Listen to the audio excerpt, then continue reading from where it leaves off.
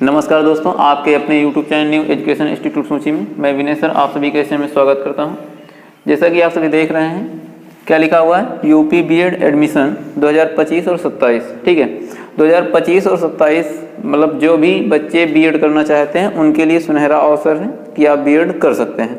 हाँ, एक विशेष सूचना, एनसीटी ने अभी हाल ही में न्यू नोटिस जारी किया है जिसमें अब बीएड जो होगा, अगर आप मास्टर से करना चाहते हैं तो 1 साल का। तो बात करने वाले हैं कि यूपी बीएड एडमिशन, ठीक है, तो इसका एग्ज़ाम फॉर्म अप्लाई कब से स्टार्ट हुआ है, तो फॉर्म अप्लाई जो है 2 दिन पहले स्टार्ट हो चुका है। और लास्ट डेट कब है, तो लास्ट डेट हम लोग देखते हैं तो 15/3/2025 और स्टार्टिंग डेट 15/2/2025। यानी हम कह सकते हैं कि लगभग आपके पास 1 मंथ फॉर्म अप्लाई होगा। क्लियर। उसके बाद बात कर लेते हैं एलिजिबिलिटी क्राइटेरिया, यानी क्वालिफिकेशन क्या होनी चाहिए। तो आप चाहे बैचलर डिग्री किए हों, ठीक है, लेकिन शर्त है कि मिनिमम कितने % होना चाहिए ग्रेजुएशन में आपके 50%। 50 से नीचे नहीं होना चाहिए, उसके ऊपर कुछ भी हो। ठीक है, अगर आपने बैचलर के साथ मास्टर किया है तो आप मास्टर से भी कर सकते हैं, मास्टर में भी 50% होना अनिवार्य है। यदि आप किसी अन्य डिग्री से बिलोंग करते हैं, अर्थात इंजीनियरिंग लाइन से, ठीक है, तो इंजीनियरिंग में अगर बात करें तो उसमें आपने ग्रेजुएशन किया हो तो लगभग कितने % होने चाहिए, मिनिमम आपके 55% हो, उससे कम नहीं होना चाहिए। इतनी बात क्लियर हुई। उसके बाद बात कर लेते हैं फीस, यानी फॉर्म अप्लाई के लिए फीस क्या लगने वाली है।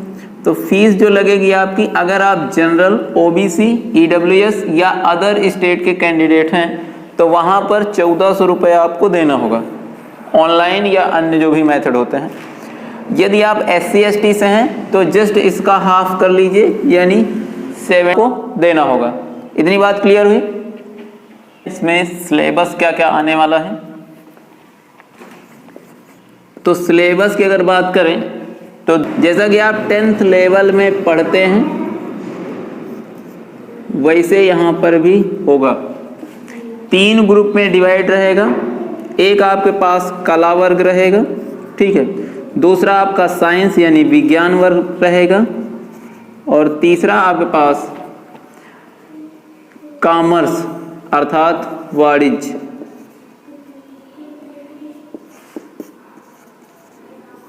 ठीक, इतनी बात क्लियर है।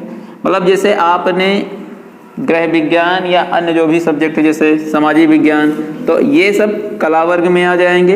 विज्ञान वर्ग है, जैसे गणित है, विज्ञान है, विज्ञान के अन्य पार्ट्स हैं, तो वो सब इसमें आ जाएंगे। और इधर ध्यान देते हैं तो वाणिज्य गणित जैसे अकाउंटेंसी वगैरह जो भी होता है तो वो इधर आएगा। इतनी बात क्लियर हुई। तो इनमें से आपको एक ग्रुप का चयन करना होगा। जैसे मान लीजिए आपने BA किया है, क्या किया है, BA, तो आपको कला वर्ग को सिलेक्ट करना होगा। कला वर्ग में जो विशेषकर प्रश्न रहेंगे वो सामान्य ज्ञान रहेंगे, या फिर जिसको हम क्या कहते हैं, सामाजिक विज्ञान। इससे प्रश्न मिलेंगे, ठीक है, सामान्य ज्ञान या सामाजिक विज्ञान से। और विज्ञान में देखें तो तीनों विज्ञान जो होती हैं आपके पास, तो विज्ञान के सभी प्रश्न रहेंगे।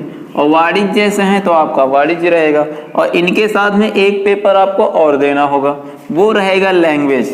तो लैंग्वेज में आप चाहे हिंदी उठा लीजिए, चाहे अंग्रेजी उठा लीजिए। इतनी बात क्लियर है। तो ध्यान दीजिएगा, इधर से आपके पास प्रश्न आ सकते हैं, इधर 2 में से इधर एक उठाना है, इन 3 में से एक इधर। आपने BA किया है तो आप कला वर्ग उठाएंगे। यदि आपने BSc किया है तो आपको साइंस वर्ग चुनना है। यदि आपने कॉमर्स किया है यानी BCom किया है तो उस केस में आपको इसको चुनना है।